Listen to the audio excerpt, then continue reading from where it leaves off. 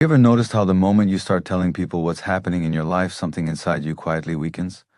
Why does sharing your plans, your struggles, your next move feel so natural, yet leave you feeling exposed afterward?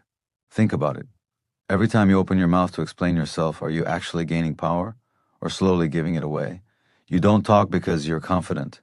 You talk because you're uncomfortable with silence, because silence forces you to sit with uncertainty, with doubt, with the fear that maybe no one is watching, no one is validating, no one is clapping yet.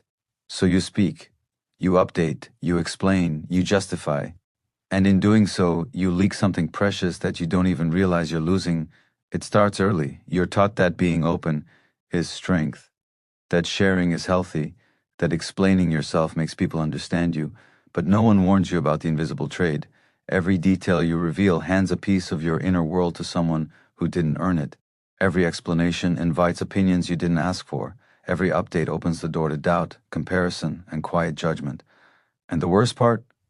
Most people aren't listening to support you. They're listening to place you, to measure you, to decide where you stand compared to them.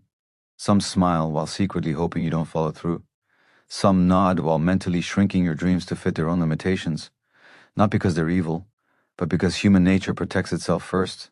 You feel it after you talk. That subtle drop in energy, that strange emptiness. You said what you were going to do and suddenly the fire fades. The urgency disappears, the hunger dulls. It's not your imagination. Your brain confuses talking with doing. The moment you describe the future, your mind rewards you as if it already happened. The drive that was supposed to push you forward gets spent on words instead of action. That's why so many plans die in conversations. That's why so many dreams never survive the explanation phase. You spoke them into a room that wasn't built to hold them. Deep down, you already know this. You felt it, the times you moved quietly, focused, almost invisible. You were sharper, more dangerous, more alive. No updates, no announcements, just movement, just growth. And strangely, those were the moments when things actually changed.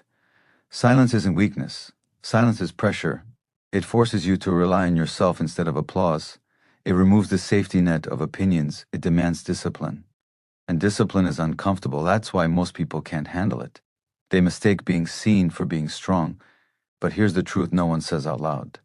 The less you explain, the more control you have. When you stop narrating your life, you stop inviting interference. You stop giving people access to your doubts, your timing, your unfinished thoughts. You protect the fragile early stages of transformation. The part that needs privacy to grow. You don't need to convince anyone of who you're becoming. You don't need witnesses while you're building. You don't need approval to move forward. The world doesn't reward noise, it rewards results. There is a different way to live. Quieter, sharper, more intentional. A way where your life stops being a public announcement and becomes a private mission. Where your energy is conserved, not scattered. Where your actions speak before your words ever do. Stay with this feeling. Let it sit. Because once you understand what silence really gives you, you'll never feel the urge to explain yourself the same way again. And if you're honest with yourself, the urge to talk isn't coming from strength. It's coming from anxiety, from the need to be seen before you're ready, from the fear that if you don't explain what you're doing, people will forget you exist. That fear keeps you loud. It keeps you reactive. It keeps you stuck performing instead of progressing. Every time you rush to tell someone what's happening in your life, you're really saying something else. You're saying, notice me, validate me, tell me I'm on the right path. And the moment you hand that power over, your direction becomes fragile, because now your momentum depends on reactions, on nods, on encouragement, on approval that can disappear without warning. This is where most people lose years of their lives. Not because they're incapable, not because they lack talent, but because they keep checking the room instead of checking themselves. They keep adjusting their pace to match other people's comfort. They keep explaining choices that don't need defending. And slowly, almost quietly, their vision shrinks.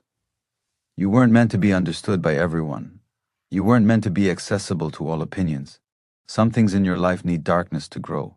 Privacy is not avoidance, it's incubation the strongest. Transformations happen when no one is watching, when there's no applause to lean on, when failure is private and growth is uninterrupted.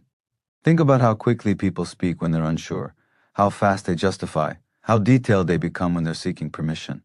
Now think about how calm, how brief, how grounded someone feels when they're certain. Certainty doesn't explain itself. It moves. The more you talk, the more you invite resistance, not always out loud, but internally. Doubt has a way of sneaking in through other people's voices. A raised eyebrow, a careless comment, a subtle laugh. You tell yourself it doesn't matter, but it stays with you. It echoes. It slows you down at the exact moment you need courage. When you stop telling people what you're building, you reclaim your attention. You stop rehearsing your life for others and start living it for yourself.